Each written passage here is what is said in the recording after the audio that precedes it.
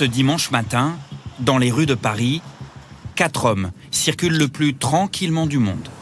Un premier scooter ouvre la route, suivi d'un camion monte-charge, puis d'un deuxième scooter. Les conducteurs ne sont pas des déménageurs, non, mais des malfaiteurs chevronnés, gantés, casqués et cagoulés. Sur ces images captées par les caméras de surveillance de la capitale, on les voit respectant les feux rouges et roulant à petite vitesse.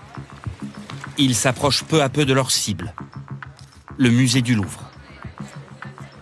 Il est 9h34. Dans une nacelle, 2 membres du commando montent sur le balcon de la galerie Apollon. Les malfaiteurs, qu'on aperçoit ici grâce aux caméras du musée, ont chacun une disqueuse à la main. Ils vont s'en servir pour découper 2 vitrines, sous l'œil médusé des nombreux touristes et des agents de sécurité. Les caïds vont repartir des lieux avec 9 bijoux d'une valeur inestimable, mais échouent à incendier leur camion. Ils vont prendre la fuite en scooter, en roulant à toute vitesse le long des quais de Seine et sèment facilement la voiture de police, lancée à leur trousse. Ils font alors tomber la magnifique couronne de l'impératrice Eugénie, qui sera retrouvée, endommagée. Le top départ de l'équipe avait été donné un peu plus tôt, à 7h37 précisément, à Aubervilliers, en banlieue parisienne. Prudents, les voleurs avaient brouillé les pistes et changé plusieurs fois de trajet et de véhicule, avant une toute dernière réunion à 9h10 dans l'Est parisien. Après le casse, le commando fonce vers Ivry-sur-Seine, dans la banlieue sud.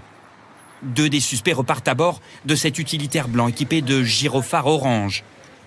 2 autres s'enfuient en scooter dans 2 directions différentes. L'utilitaire comme les scooters n'ont toujours pas été retrouvés. Grâce à l'ADN et aux investigations de la brigade de répression du banditisme de la PJ parisienne, 3 premiers suspects sont identifiés. Un 4e le sera un peu plus tard. Incarcérés, tous sont présumés innocents. 2 d'entre eux se disent totalement étrangers à l'affaire. En garde à vue, l'un d'eux a juré ne pas savoir ce que sont devenus les bijoux. J'ai pris une claque quand j'ai appris que c'était le patrimoine de la France. Je demande pardon à la France.